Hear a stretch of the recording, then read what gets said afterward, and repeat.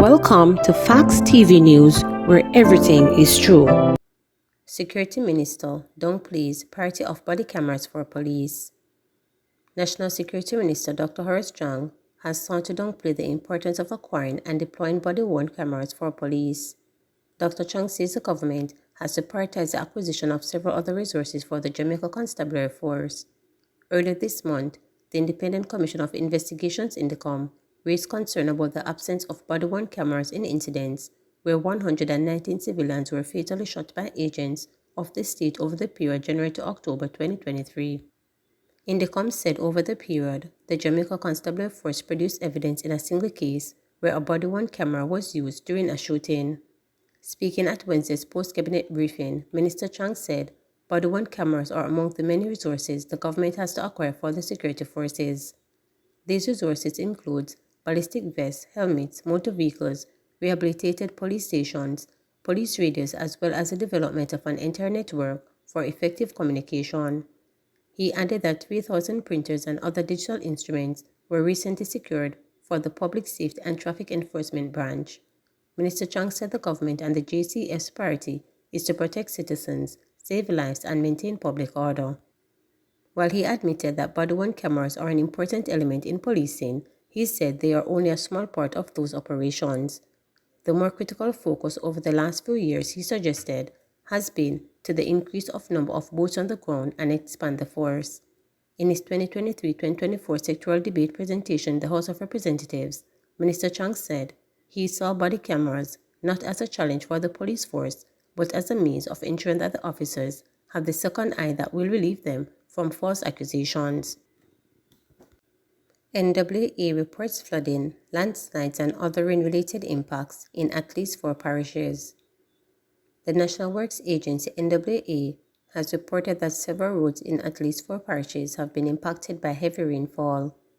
There are reports of flooding, silt built up, rock falls, landslides, and fallen trees in St. Andrew, St. Thomas, St. Catherine, and Manchester. NWA Communications Manager Stephen Shaw said teams have been dispatched to clear some of the affected roadways. He said Ward Avenue in Manchester posed a challenge because of the drain runs through a private property. He is advising motorists to avoid using the Spanish Town to Bernard Lodge roadway in St. Catherine. A combination of things that are impacting those corridors. Flooding is one of them. We have had some land slippage, some rockfall, and some fallen trees impacting others. We have sought to respond to issues where blocked drains would have been the source of flooding, and this has been the case in the licensed area of St. Thomas. St. Thomas is where we have had the most flood incidents being reported. The road from Morant Bay to Prospect is impacted in a couple of locations. We also have had reports of some flooding in the Port Morant area. Also in the Bath area, the river there is in speed and has caused some damage to a facility that we had there to try and keep the embankment in place. We did some checks less than 24 hours ago in respect of the situation in Manchester along Ward Avenue, and we were unable to do a fulsome check because the drain goes through private property, and we were unable to get access to that particular space to have a more comprehensive check as to the situation there. The Woodford Road in St. Andrew is being impacted by landslide. We also have the road from Spanish Town to Sligoville being impacted by trees and rocks, reducing it to single lane. There's also flooding being reported on the road from Spanish Town to Bernard Lodge, and we want to advise, especially those persons who operate small vehicles, not to use this corridor at this time, as it is inundated in a section. So we're continuing to monitor, and we want to advise members of the public to exercise extreme caution when using our roads at this time. Alice won't return to Crab Circle, Kingston Mayor says.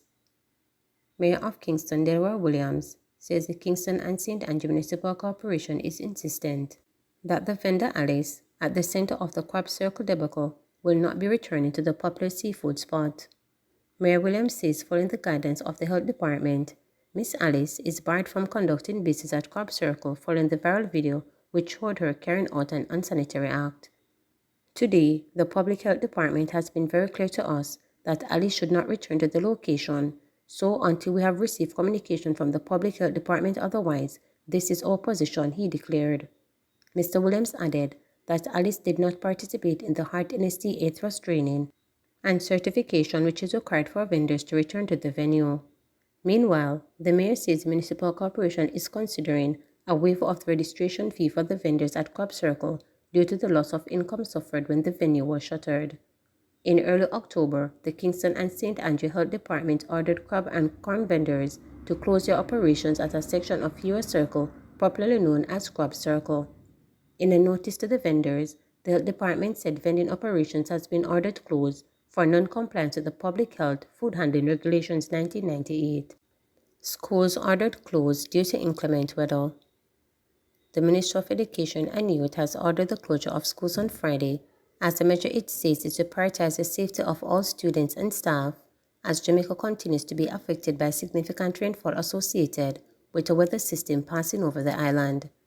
In a release, the MOEY noted that flooding is anticipated, and this may compromise the safety of our key stakeholders as they journey to school and back home. It also advised schools to activate the Education in Emergency Plan to support the continuity of learning and the students being actively engaged. This will require schools to transition to the remote online modality for teaching and learning activities for the day. Students without access to the internet or a computer, tablet must be given assigned tasks to do in their workbooks or textbook as per their timetable, etc., to minimize the disruption in their learning plan, the MOE stated. School administrators are also being asked to initiate all communication channels within their institution to ensure that parents and guardians can be informed promptly and can make necessary arrangements for their child or ward. For schools designated as a shelter, the MOE advised administrators that it is important to contact the shelter managers to coordinate access and manage shelters' activities in case the need arises.